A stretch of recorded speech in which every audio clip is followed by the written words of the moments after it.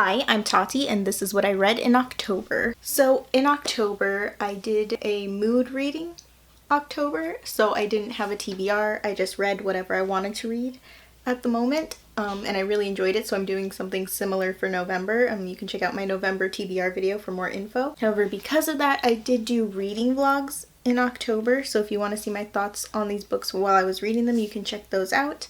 Other than that, here are my sort of quick thoughts and ratings for everything I read in October.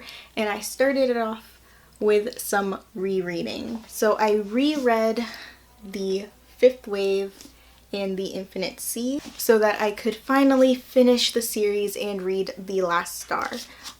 I ended up giving all three of these books 3 out of 5 stars, which was a bit surprising to me. So overall the series I gave 3 out of 5 stars. I didn't remember how dark the series was, especially at the beginning, and I was just not really in the right frame of mind for it. I still am not. I am liking not so much dystopian. It's not really dystopian, it's sort of like sci-fi survival apocalypse sort of books. And I don't think I like those kinds of books anymore. And when it comes to the last book, the reason I hadn't picked it up and the reason I had never finished the series, even though I really enjoyed the series the first time I read it, is because I knew a spoiler, a big spoiler, which I'm not going to say here because I don't want to spoil you. I thought I was going to hate this because of the spoiler. I was prepared to give it 2 stars, 1 star, rant about it. However, what saves it, I don't know, the story saved itself. Even though the spoiler did happen, I still enjoyed reading it, and I think that is because of my favorite character of the series, Cassie. I don't know, there's something about her character and her voice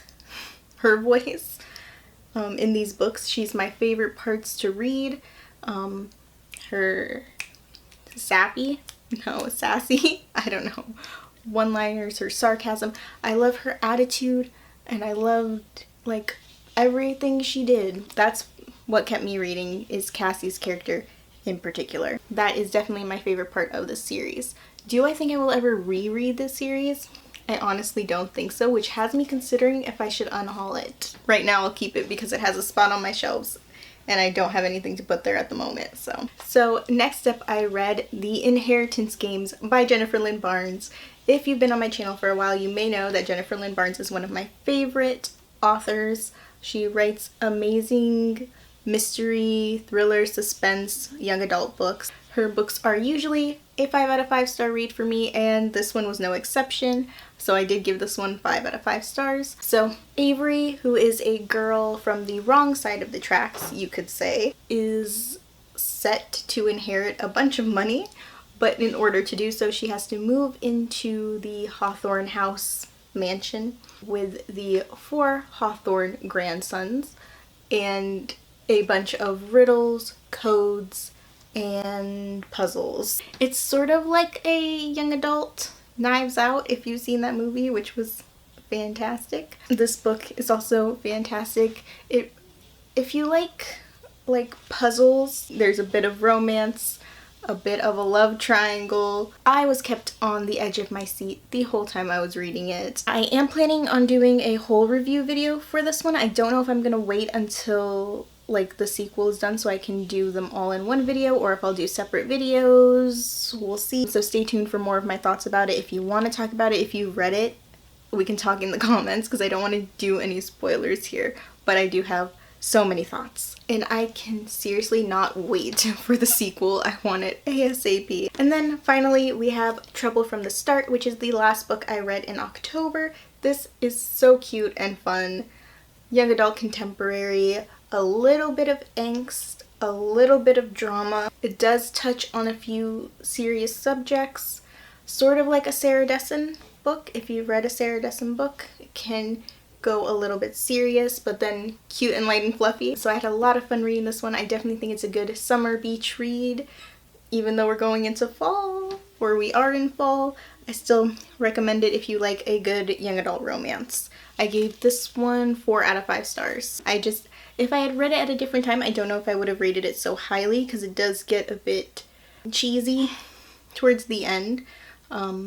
However, I read it at the perfect time for me to love it, exactly when I needed it. So that's everything I read in October. Let me know in the comments what you read in October, what your favorite read of October was. I have new videos twice a week, so subscribe if you'd like to see more. Thanks for watching. Bye. And a thumbnail, I can actually hold some books. Ow, ow, ow, my wrist is not supposed to bend that way. Wow. And I completely did not write a script for this, so we're gonna see how I do unscripted. Let's film an outro because I don't remember if I filmed it or not. I don't think I did, which is a first, even without a script.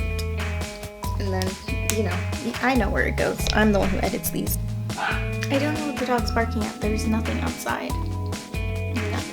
And because of Knives Out, I was really suspicious of Nash for like the whole book for no reason, like through no fault of his own. Because if you've watched it, if you've read it, you know what I mean, hopefully.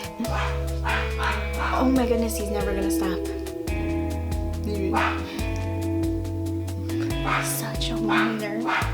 Alright.